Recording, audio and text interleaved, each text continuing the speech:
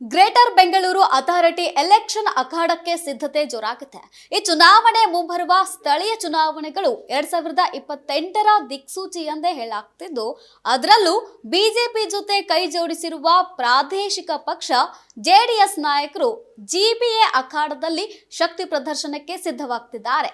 ಹಾಗಾದ್ರೆ ಜಿಬಿಎ ಚುನಾವಣೆಗೆ ದಳಪತಿಗಳ ರಣತಂತ್ರ ಏನು ಅನ್ನೋದರ ಬಗ್ಗೆ ಕಂಪ್ಲೀಟ್ ಡೀಟೇಲ್ಸ್ ಇಲ್ಲಿದೆ.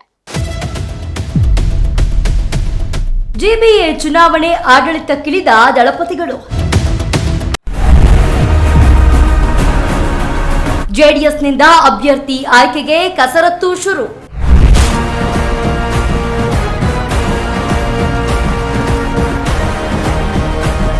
ರಾಜ್ಯದಲ್ಲಿ ಸ್ಥಳೀಯ ಸಂಸ್ಥೆ ಚುನಾವಣೆಗಳಿಗೆ ಸಿದ್ಧತೆ ಜೋರಾಗಿದೆ.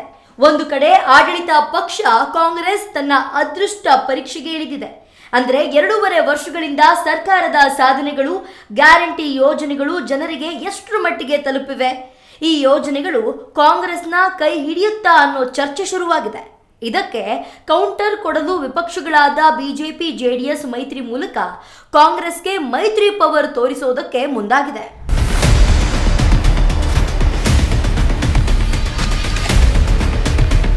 ಬಿಜೆಪಿ ಜೊತೆ ಇನ್ನೂ ಅಂತಿಮವಾಗದ ಸೀಟು ಹಂಚಿಕೆ ನಿರ್ಧಾರವಾಗಿಲ್ಲ. ಪಕ್ಷದ ವರಿಷ್ಠ ಹಾಗೂ ಮಾಜಿ ಪ್ರಧಾನಿ ಮೊದಲು ಸ್ವತಂತ್ರವಾಗಿ ಸ್ಪರ್ಧೆ ಮಾಡ್ತೀವಿ ಎಂದು ಹೇಳಿದ್ದು ಮೈತ್ರಿಯಲ್ಲಿ ದೊಡ್ಡ ಸದ್ದು ಮಾಡಿತ್ತು. ಬಳಿಕ ನಾವು ಮೈತ್ರಿಯಿಂದಲೇ ಸ್ಪರ್ಧೆ ಮಾಡ್ತೀವಿ ಅಂತ ಹೇಳಿದ್ದು ಗೊಂದಲಕ್ಕೆ ತೆರೆ ಎಳೆದಂತಾಗಿದೆ. ಜಿಬಿಎ 5 ವಲಯಗಳಲ್ಲೂ ಕಣಕ್ಕಿಳಿಯಲು ದಳಪತಿಗಳು ತೀರ್ಮಾನ ಮಾಡಿದ್ದು, ವಾರ್ಡ್ಗಳಲ್ಲಿ ಗೆಲ್ಲುವ ಅಭ್ಯರ್ಥಿಗಳನ್ನ ಕಣಕ್ಕಿಳಿಸಲು ತೀರ್ಮಾನಿಸಿದೆ.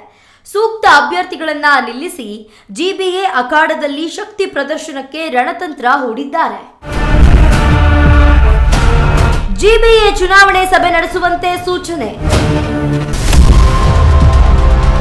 ಅಭಿಪ್ರಾಯ ಸಂಗ್ರಹಕ್ಕೆ ಮುಂದಾದ ದಳಪತಿಗಳು. ಮುಂಬರುವ ಜಿಬಿಎ ಚುನಾವಣೆ ದೃಷ್ಟಿಯಿಂದ ಜಿಬಿಎ ಅಧ್ಯಕ್ಷರ ನೇಮಕ ಮಾಡಲಾಗಿದ್ದು, ಮಾಜಿ ಎಂಎಲ್ಸಿ ಎಚ್ಎಂ ರಮೇಶ್ ಗೌಡಗೆ ಜಿಬಿಎ ಜವಾಬ್ದಾರಿಯನ್ನ ವಹಿಸಲಾಗಿದೆ. ಜಿಬಿಎ ಚುನಾವಣೆಗೆ ಸಿದ್ಧತೆ ಹಿನ್ನೆಲೆ ಮಾರ್ಚ್ 8ರಂದು ಬೆಂಗಳೂರಿನಲ್ಲಿ ಬೃಹತ್ ಸಮಾವೇಶಕ್ಕೆ ವೇದಿಕೆ ಸಿದ್ಧ ಮಾಡುತ್ತಿದ್ದಾರೆ. ಜೊತೆಗೆ ಪ್ರತಿ 10 ದಿನಗಳಿಗೆ ಒಮ್ಮೆ ಜಿಬಿಎ ಚುನಾವಣೆ ಸಭೆ ನಡೆಸಿ ಎಂದು ಮಾಜಿ ಪ್ರಧಾನಿ ದೇವೇಗೌಡರು ಹಾಗೂ ಕೇಂದ್ರ ಸಚಿವ ಕುಮಾರಸ್ವಾಮಿ ಸೂಚನೆಯನ್ನ ನೀಡಿದ್ದಾರೆ. ಜಿಬಿಎ ಜೊತೆ ಸೀಟು ಹಂಚಿಕೆ ತೀರ್ಮಾನದ ಬಗ್ಗೆ ಚರ್ಚೆ ಮಾಡೋಣ, ಪಕ್ಷದಿಂದ ಸಿದ್ಧತೆ ನಡೆಸಲಿ ಎಂದು ಕರೆ ನೀಡಿದ್ದಾರೆ ಪಕ್ಷದ ರಾಷ್ಟ್ರೀಯ ಅಧ್ಯಕ್ಷ ದೇವೇಗೌಡರು. ಇಷ್ಟೇ ಅಲ್ಲ, ಜೆಡಿಎಸ್ ನಾಯಕರು ಸ್ಥಳೀಯ ಚುನಾವಣೆಗೆ ಹೆಚ್ಚು ಒತ್ತು ನೀಡುತ್ತಿದ್ದು, ಪಕ್ಷದ ಹಾಲಿ ಮಾಜಿ ಶಾಸಕರು ಕಾರ್ಯಕರ್ತರ ಅಭಿಪ್ರಾಯ ಸಂಗ್ರಹಕ್ಕೂ ಮುಂದಾಗಿದ್ದಾರೆ. ಯಾವ ಕ್ಷೇತ್ರದಲ್ಲಿ ಯಾರಿಗೆ ಟಿಕೆಟ್ ಕೊಟ್ರೆ ಉತ್ತಮ ಅನ್ನೋದು ಕೂಡ ಚರ್ಚೆ ಮಾಡುತ್ತಿದ್ದಾರೆ. ಅದರಲ್ಲೂ 8ರಿಂದ 10 ಕ್ಷೇತ್ರಗಳ ಬಗ್ಗೆ ಜೆಡಿಎಸ್ ತುಂಬಾನೇ ಒಲವು ತೋರುತ್ತಿದೆ. ಹಳೆ ಮೈಸೂರು ಭಾಗ, ಹಾಸನ, ಮಂಡ್ಯದಲ್ಲಿ ಅಧಿಪತ್ಯ ಸಾಧಿಸಲು ರಣತಂತ್ರ ಹೆಣೆಯುತ್ತಿದ್ದಾರೆ. ಒಟ್ನಲ್ಲಿ ಜಿಬಿಎ ಎಲೆಕ್ಷನ್ನಲ್ಲಿ ಶಕ್ತಿ ಪ್ರದರ್ಶನಕ್ಕೆ ದಳಪತಿಗಳು ಅಖಾಡಕ್ಕೆ ಇಳಿದಿದ್ದಾರೆ. ಬಿಜೆಪಿ ಜೊತೆ ಸೀಟು ಹೊಂದಾಣಿಕೆ ಬಗ್ಗೆ ಹೈಕಮಾಂಡ್ ಹಂತದಲ್ಲೇ ತೀರ್ಮಾನ ಮಾಡೋಣ ಎಂಬ ಸೂಚನೆಯನ್ನ ದೇವೇಗೌಡರು ಕೊಟ್ಟಿದ್ದಾರೆ. ಜೊತೆಗೆ ವಾರ್ಡ್ಗಳಲ್ಲಿ ಪಕ್ಷದ ಅಭ್ಯರ್ಥಿಗಳನ್ನ ಗೆಲ್ಲಿಸೋಕೆ ತಂತ್ರಗಳನ್ನ ಮಾಡಲು ಜೆಡಿಎಸ್ ಮುಂದಾಗಿದೆ.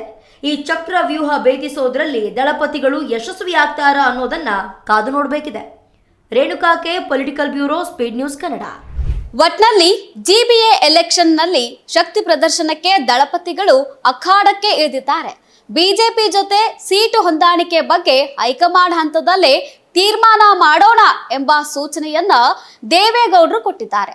ಜೊತೆಗೆ ವಾರ್ಡ್ಗಳಲ್ಲಿ ಪಕ್ಷದ ಅಭ್ಯರ್ಥಿಗಳನ್ನ ಗೆಲ್ಲಿಸೋದಕ್ಕೆ ತಂತ್ರಗಳನ್ನು ಮಾಡಲು ಜೆಡಿಎಸ್ ಮುಂದಾಗಿದೆ. ಈ ಚಕ್ರವ್ಯೂಹ ಭೇದಿಸೋದ್ರಲ್ಲಿ ದಳಪತಿಗಳು ಯಶಸ್ವಿಯಾಗ್ತಾರಾ ಅನ್ನೋದನ್ನ ಕಾದು ನೋಡ್ಬೇಕಿದೆ.